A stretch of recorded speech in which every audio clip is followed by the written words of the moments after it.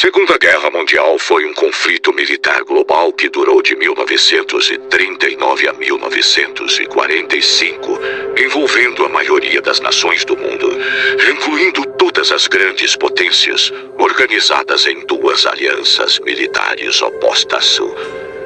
Aliados e o Eixo. Foi a guerra mais abrangente da história, com mais de 100 milhões de militares mobilizados. Em estado de guerra total, os principais envolvidos dedicaram toda a sua capacidade econômica, industrial e científica a serviço dos esforços de guerra, deixando de lado a distinção entre recursos civis e militares. Marcado por um número significante de ataques contra civis, incluindo o Holocausto, e a única vez em que armas nucleares foram utilizadas em combate, foi o conflito mais letal da história da humanidade, resultando entre 50 a mais de 70 milhões de mortes. Geralmente considera-se o ponto inicial da guerra como sendo a invasão da Polônia pela Alemanha nazista em 1 de setembro de 1939 e subsequentes declarações de guerra contra a Alemanha pela França e pela maioria dos países do Império Britânico e da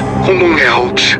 Alguns países já estavam em guerra nesta época, como Etiópia e Reino de Itália na Segunda Guerra Ítalo-Etíope, China e Japão na Segunda Guerra Sino-Japonesa.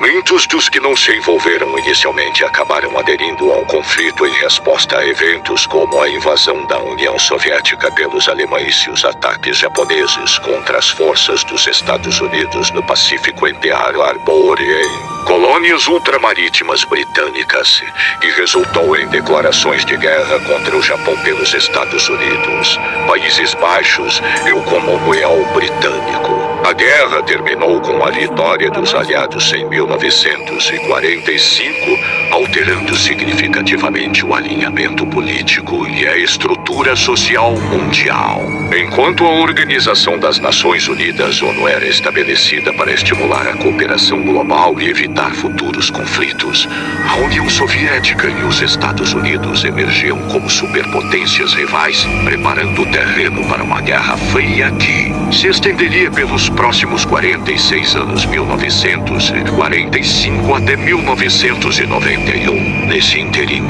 a aceitação do princípio de autodeterminação acelerou movimentos de descolonização na Ásia e na África,